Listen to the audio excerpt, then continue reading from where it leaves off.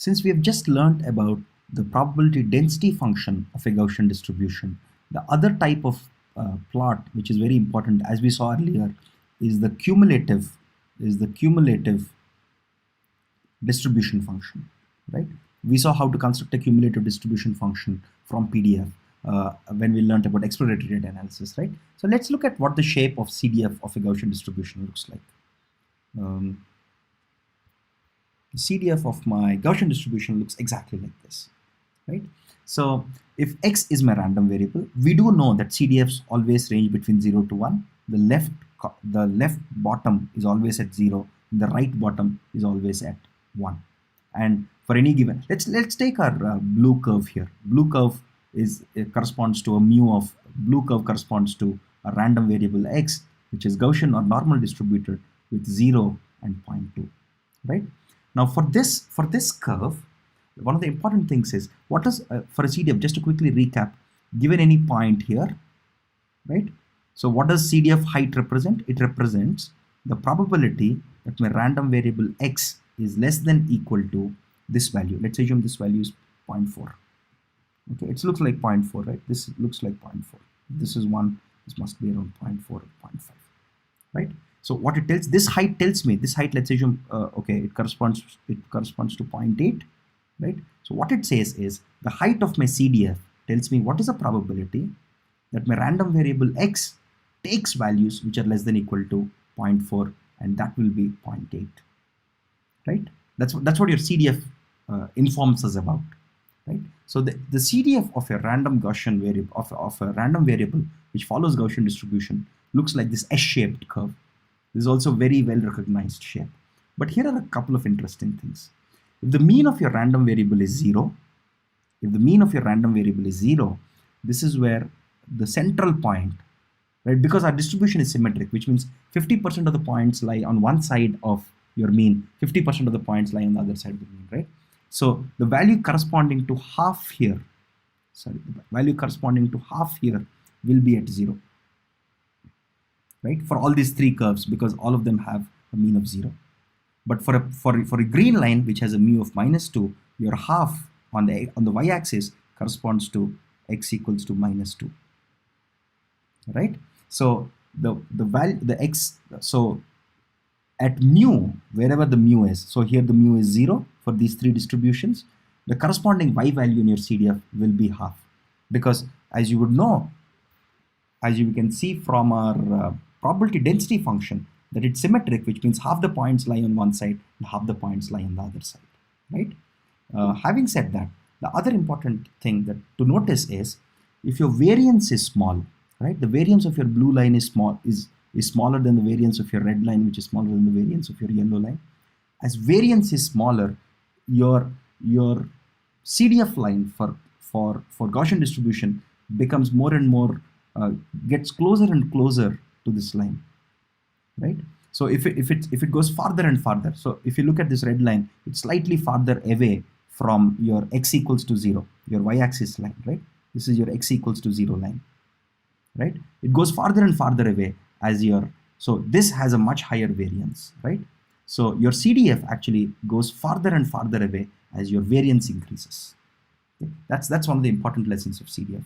There is of course a closed form equation. We saw the equation for PDF of Gaussian random variable. There is an equivalent formula for CDF, but just in the interest of time and just not to go into too much mathematical complexity, I'll avoid that.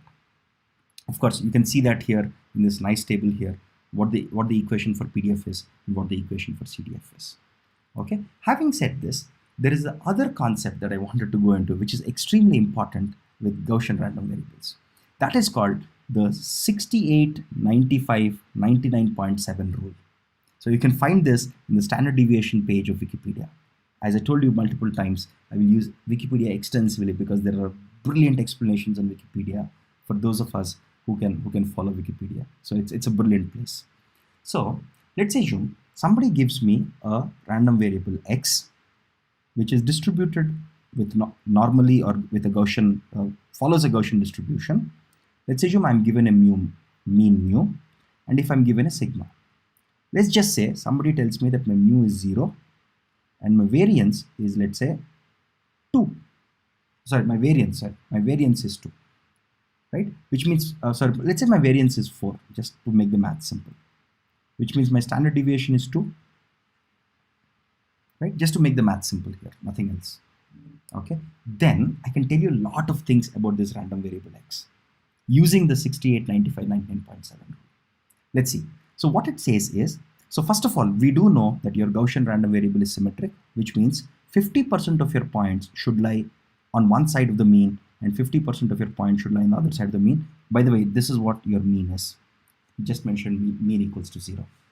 Now the next thing is, between your mean and, so here what is our first standard deviation? This is called the first standard deviation, right? My first standard deviation is 2, so 1 into 2 will be 2, right? So for my random variable x, which has a mean of 0 and a variance of 4, between 0 and 2, I can find 34.1% of my points here. Okay, which means if I actually sample data from my from my Gaussian random variable, let's assume this was some petal lengths or things like that. Of course, there are no negative petal lengths. So let's assume x follows a Gaussian distribution with these 0 and 4, and if I sample values from x, which means if I start taking observations from x, right, I can tell you without actually doing the experiment, as long as x follows Gaussian random, x follows normal distribution, I can tell you without even doing the actual experiment of observing samples and calculating how many of them are there, I can tell you that between 0 and 2, or between mean and first standard deviation, here our mean is 0 and our first standard deviation will be 2, right?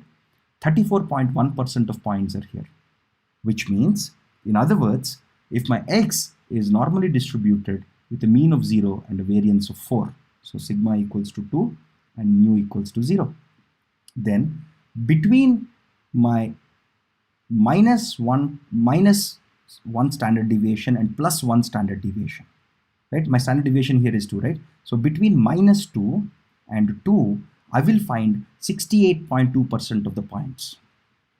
Just imagine, if I know, so for example, if I know that heights of humans follow Gaussian distribution, and if I have the mean height, and if I have the variance or the standard deviation of heights, I can tell you that 68% of humans have a height between this number and that number.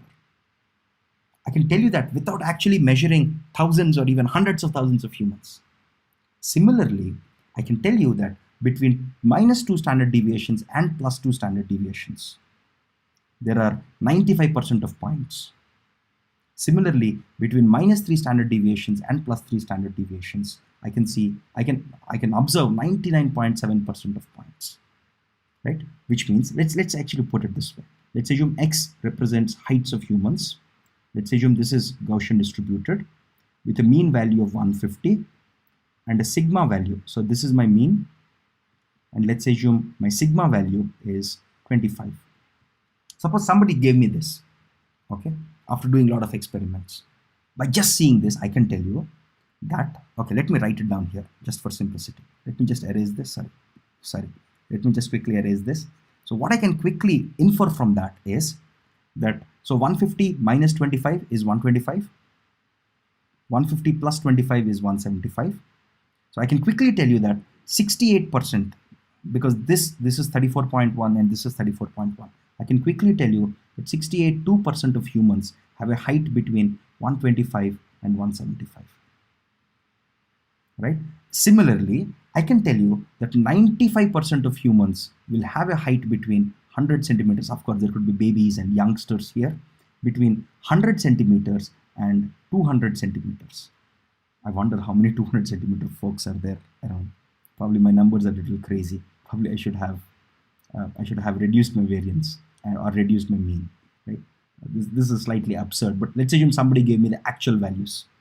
Similarly, I can tell you that 99.7% of humans lie between whatever. Of course, this is going to get more absurd here because I picked up some random example here. So 150 minus 75, which is 75, which seems okay, but 150 plus 75 is 225. I have never seen men who are 225, or even the tallest people who are 225, except probably a few basketballers out there. Okay, I don't know even if they are 225 centimeters. 225 is massive. It's 2.25 meters. Okay, anyway, but you get the gist of my idea, right? This is called the 68, 95, and 99.7 rule of Gaussian distributions. Very, very simple numbers that you can quickly remember. I mean, after seeing this for so many times, I remember it almost by heart. 68, a lot of people remember the 95% value. There's two standard, so one standard deviation is 68, two standard deviation is 95, three standard deviation is 99.7.